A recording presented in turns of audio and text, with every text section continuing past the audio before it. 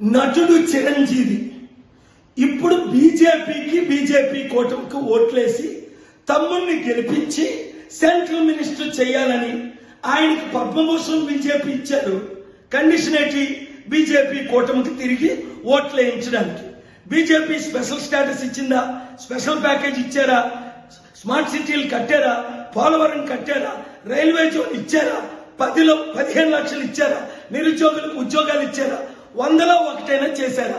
చేయలేదు. సరికదా 8 లక్షల కోట్లు స్టీల్ ప్లాంట్ అమ్మేస్తుంటే ఏప్రిల్ 25 నేను వాదనలు వినిపించి స్టీల్ ప్లాంట్ అమ్మకుండా మోదీ గవర్నమెంట్ కి వ్యతిరేకంగా ఆర్డర్ తీసుకొచ్చాను, మీకు తెలుసు.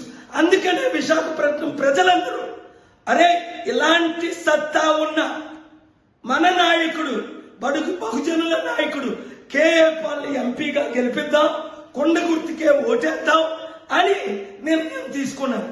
మీకు ప్యాకేజ్ స్టార్లు కావాలా? కేఏ పాల్ కావాలా? చిత్తుగా పవన్ కళ్యాణ్ పిఠాపురంలో ఓడించండి. మీరు ఎవరికైనా ఓటేయండి. ఎవరో ఒక చెప్పులు కుట్టేమని అబ్రహాం లింకన్ లాంటి క్యాండిడేట్ గా ఉన్నారు, ఓట్లేయండి. వీళ్ళకి బుద్ధి చెప్పండి. బహుజనులందరూ ఏకం కండి, రాష్ట్రాన్ని రక్షించండి, దేశాన్ని రక్షించండి. ఈ వీడియో అందరికీ షేర్ చేయండి. సచిన్ టెండూల్కర్ కి భారతరత్న ఇచ్చిన కాంగ్రెస్ పార్టీ తిరిగడా సోనియా గాంధీకి ఓటేయమని? అది ఈ ప్యాకేజ్ స్టార్ల మాట నమ్మకండి, వినకండి. మరొకసారి బుద్ధి చెప్పండి. Do subscribe Saksham Vizag. Watch, like, share and comment. Thank you.